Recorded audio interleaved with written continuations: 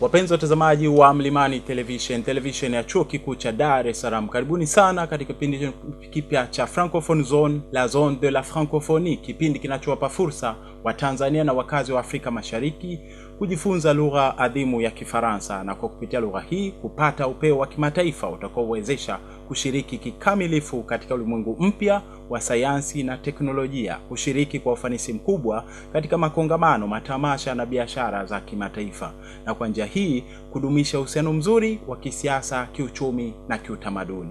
Na katika sehemu yetu ya pili mtapata fursa ya kusikiliza maoni na ushauri kutoka kwa watu mbalimbali waliopata fursa ya kufanya nao mahojiano, wakieleza kinaga ubaga umuhimu wa kujifunza lugha hii ya Kifaransa na faida zake kisiasa, kiuchumi na kiutamaduni. Naitwa Salvatore Valerian Kajage, kwa moyo mkunjufu na kusiwe nami mwanzo mpaka mwisho wa kipindi hiki.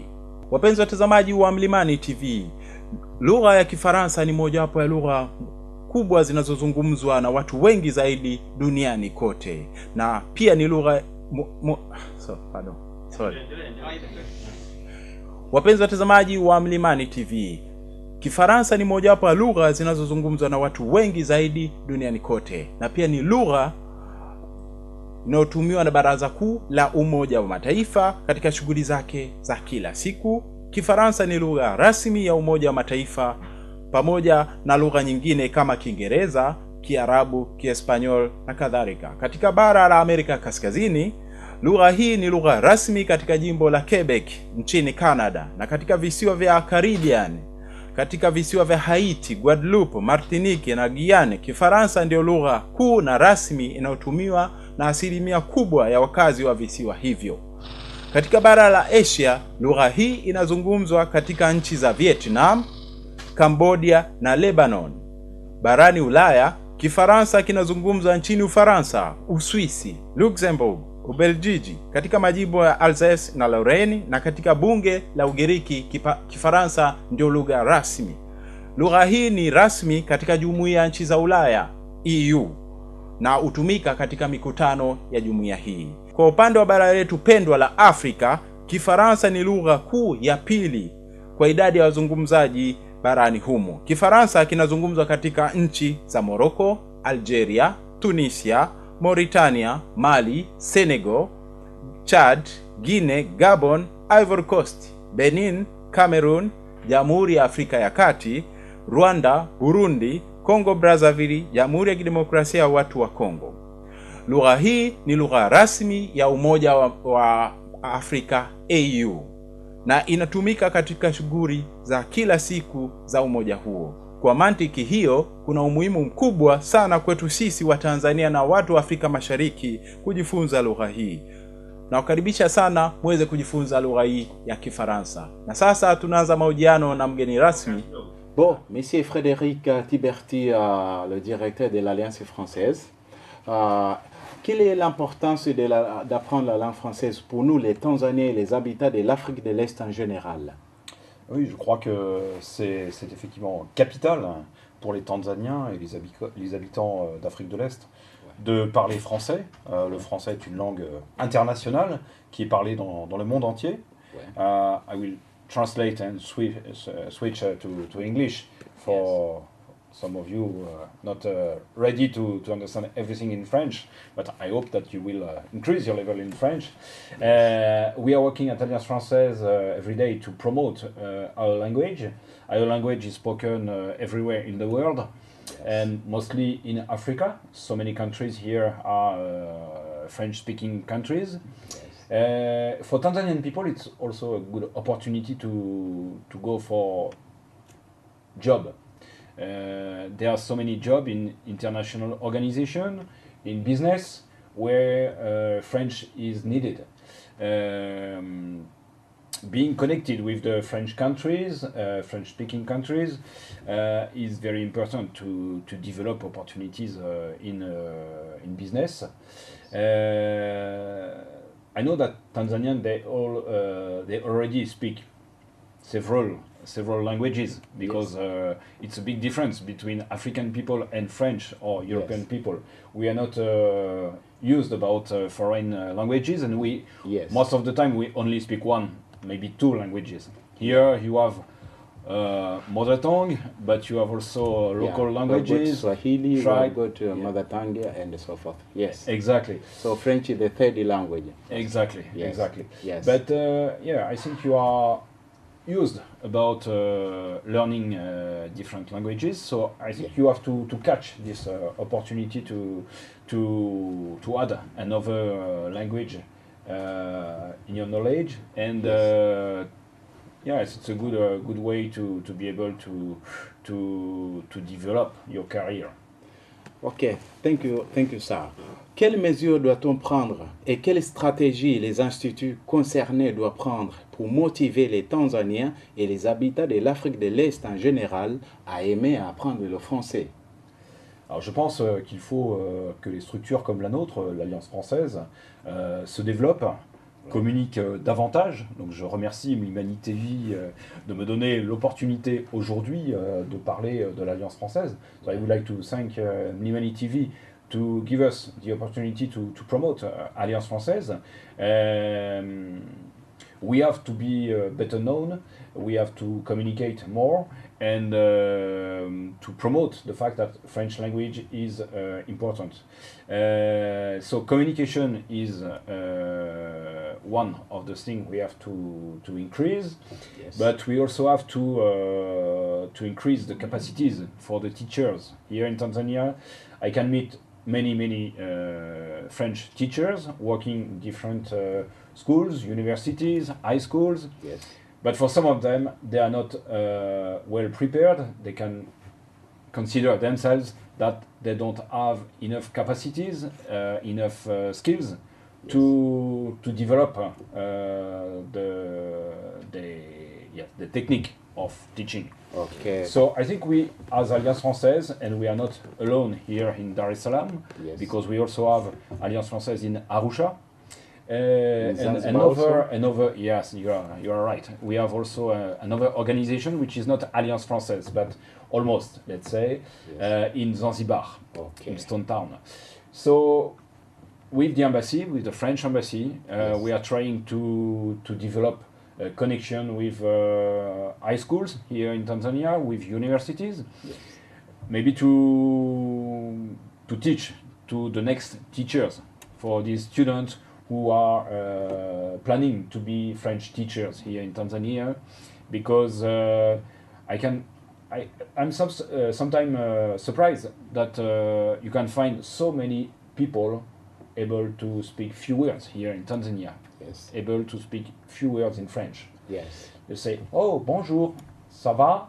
Just a few words like this. Okay. But yes. it's not it's yes, very often you can find people with few words. They learned French few years ago. Yes. They keep in mind a few words like Yes. comment ça va, Yeah. bonjour, that's bonne all. nuit, Yes. oh, je t'aime, I love you. Okay. Few words like this, and yes, I think they are already connected with the language. Yes. We just have to help them and to support them to be able to come and join us at Alliance Française. Ok, thank you, Sarah. À votre avis, quels sont les obstacles qui peuvent bloquer la promotion de la langue française en Tanzanie et en Afrique de l'Est en général? Les obstacles. Alors les obstacles, évidemment, c'est peut-être un meilleur accès Ouais. à l'enseignement. Ouais. L'enseignement, il coûte. Ouais. Dans des structures comme les nôtres, nous ne pouvons pas proposer un enseignement gratuit. Ouais. Donc pour beaucoup de Tanzaniens, il se pose un problème économique, évidemment. One of the question is about budget. Of course, us as Alliance Française, we are supported by the French Ministry of Foreign Affairs, Yes. pushing us and giving us money to develop our classes, but Yes. it's not enough. We need also to request the students to pay to attend the classes. Okay. And okay, this is one of the obstacles as you Yes. were requesting. Yes. We also have to work with the government to develop French teaching in the schools, because you cannot find French teachers and good French teachers in every schools here in Tanzania. Yeah, that's true. So that's why the French embassy, mostly the service de coopération et d'action culturelle, is working with Tanzanian government and ministries of education and so on to try to develop French teaching here in the educational system. Okay, thank you, sir. The last question, quel conseil donnerez-vous aux Tanzaniens et au peuple de l'Afrique de l'Est en général concernant l'importance de l'apprendre la langue française en général? Conseil, simplement, tout simplement. Un conseil, le français est réputé comme une langue difficile, mais c'est une langue qui ouvre beaucoup d'horizons, qui permet de faire des voyages, pas forcément des voyages physiques, mais aussi des voyages dans la tête, d'aller à la rencontre des auteurs français, d'aller à la rencontre du cinéma français, d'aller à la rencontre des écrits, des bandes dessinées, d'un certain nombre de créations d'artistes français. Et c'est une belle fenêtre qui s'ouvre sur le monde. Yes. Kwa wapenzi watazamaji wa Mlimani TV, point ya mwisho aliyoelezea ni kwamba Kifaransa kina faida kubwa sana. Kwanza sio tu kinamfungua Mtanzania, lakini kinampa nafasi Mtanzania ya kuweza kuendana na ulimwengu mpya wa sayansi na teknolojia. Kuna faida zake nyingi ambazo mgeni wetu hapa ametuelezea. Nawashukuruni sana kwa kuwa nami katika muda huu, na kwa sasa nawakaribisha muweze kujifunza lugha ya Kifaransa. Na sasa mnapata fursa ya kujifunza somo la Kifaransa, ambapo kwa siku hii ya leo somo letu itakuwa na sehemu kuu tatu. Kwanza tutajifunza jinsi ya kusalimiana kwa lugha ya Kifaransa. Baada hapo tutajifunza jinsi ya kujitambulisha, na mwisho kabisa tutajifunza namna mbalimbali za kusema kwaheri kwa lugha ya Kifaransa. Mes chers téléspectateurs de Mlimani TV, je vous souhaite la chaleureuse bienvenue à notre leçon de français.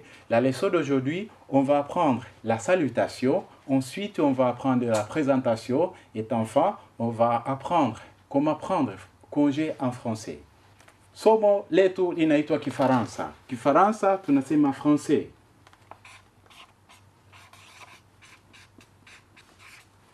Français. Hili ndio somo letu la leo, ambapo kwa Kifaransa tarehe tunaandika upande wa kushoto. Leo ni jeudi. Nasema jeudi le 14 décembre 2017, ambapo ikiwa na maana leo ni siku ya Alhamis, tarehe 14 mwezi wa 12 mwaka 2017. Somo la kwanza tunajifunza njia mbalimbali za kusalimiana kwa Kifaransa. Tunasema différentes façons de se saluer en français. Katika lugha ya Kifaransa kuna njia 4 za kusalimiana. Kwanza tunaweza tukasema, njia ya kwanza tunaweza tukasema bonjour. Bonjour. Hii maana yake nini? Bonjour ina maana good morning au hello. Kwa Kiswahili tunasema habari au shikamo. Njia ya pili tunaweza tukasema bon après-midi.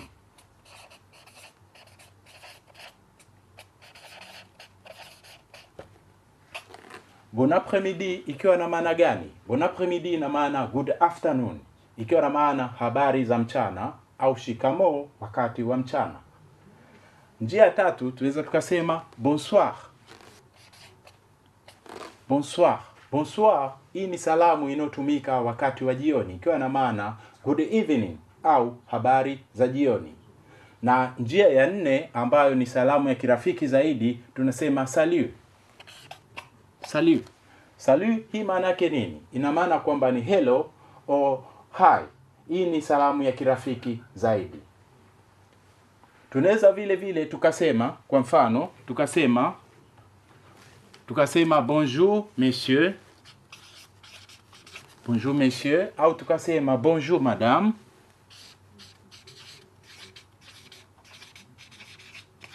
Ikiwa na maana good morning sir au good morning madam.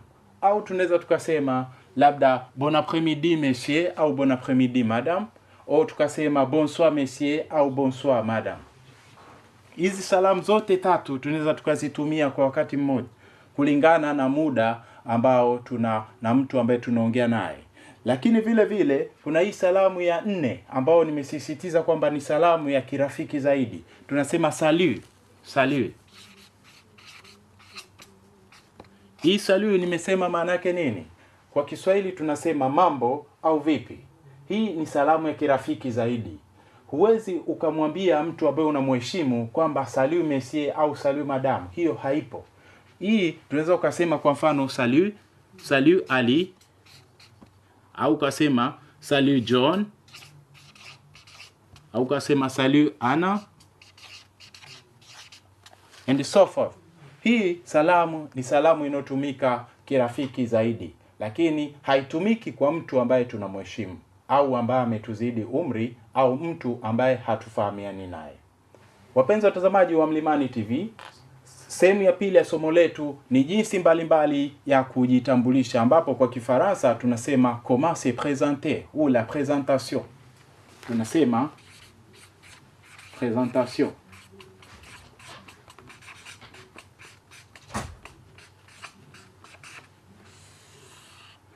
Présentation ikiwa na maana jinsi ya kujitambulisha, jinsi mbalimbali ya kujitambulisha.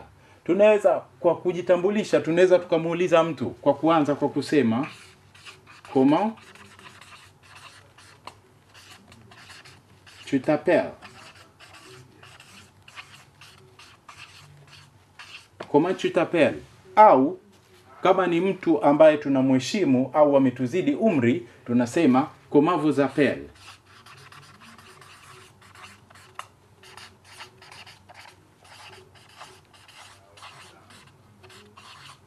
Comment vous appelez-vous? Hii ina maana jina lako nani? Oh, what's your name? Mtu anaweza kujibu kwa kifupi akasema jina langu ni fulani. Unasema je m'appelle, unataja jina. Kwa mfano kama mimi nasema je m'appelle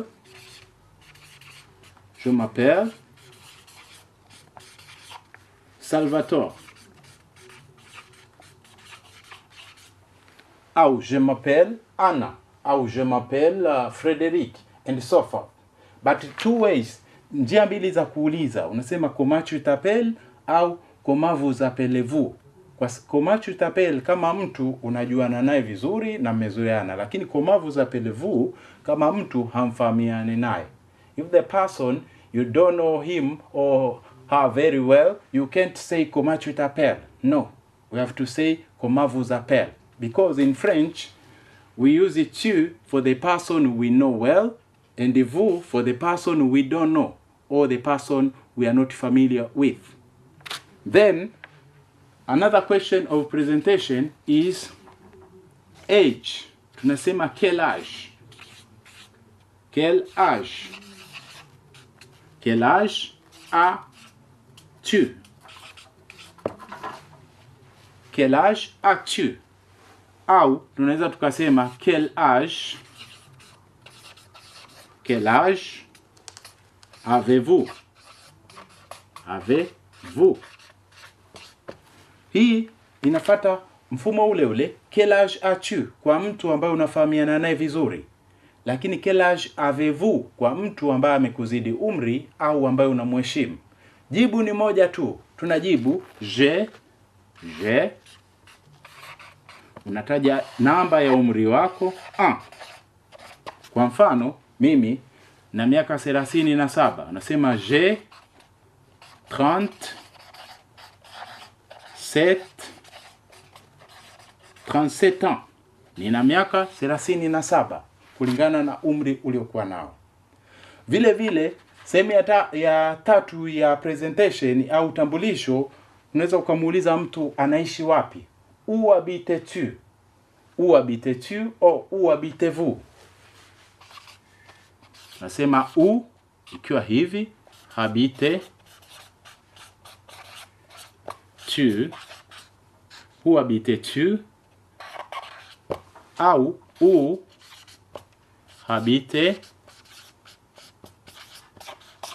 habitez-vous.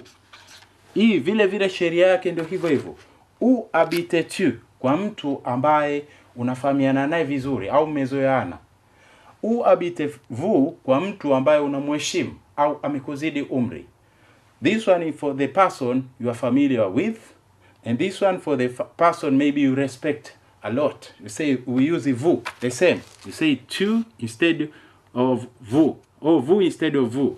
The answer is the same. Jibu ni lile lile moja. Tunasema j'habite, j'habite, j'habite à, j'habite à. It means I am staying or I am living at.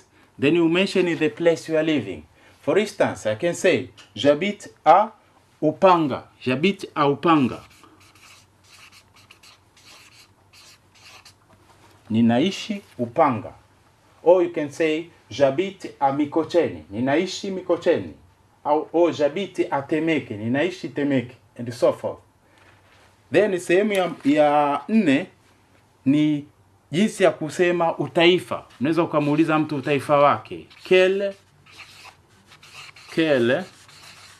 est ta nationalité? Quelle est ta nationalité? What is your nationality? If the person you are familiar with or you are the same age. But if the person is older than you or you are not familiar with him or her, instead of using ta nationalité, we use votre. We say, quelle est votre nationalité? Quelle est votre? We say, quelle est votre nationalité?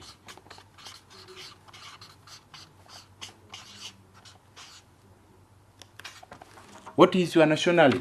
This is the same. Quelle est ta nationalité? And quelle est votre nationalité? Is the same question. But the difference is, ta nationalité for the person you are familiar with, mtu ambaye umezoeana naye au mpo umri mmoja. Votre nationalité, mtu ambaye unamheshimu au haumfahamu. Lakini jibu ni moja. Unasema je suis, I am, unataja utaifa wako. Kwa mfano, naweza kusema mimi ni Mtanzania. Nasema je suis Tanzania. Tanzania. Kama mimi ni wa jinsia ya kiume. Lakini kama ni jinsia ya kike, nitasema je suis Tanzanienne. Tanzanienne. Kwa sababu hii ni feminine na hii ni masculine. Au unaweza ukasema kwa mfano Mfaransa wa kiume atasema je suis français. Je suis français. Huyu ni Mfaransa wa kiume. Lakini Mfaransa wa kike atasema je suis française. Je suis française. Française. Huyu ni Mfaransa wa kike. Hapa kuna jenda. Huyu ni wa kiume, huyu wa kike. Je suis français, je suis française. Je suis tanzanien, je suis tanzanienne. Hiyo ni tofauti. Lakini ikiwa na maana moja. Na kwa kumalizia sehemu ya mwisho, namalizia kwa kusema jinsi mbalimbali za kusema kwa heri. In French we say prendre congé. Prendre congé. Hii ni jinsi mbalimbali ya kusema kwa heri kwa Kifaransa. Tunaweza tukasema au revoir. Au revoir. Ikiwa na maana kwa heri, goodbye. Kwa heri. Au tukasema à bientôt. À bientôt. Hii ina maana see you soon. See you soon.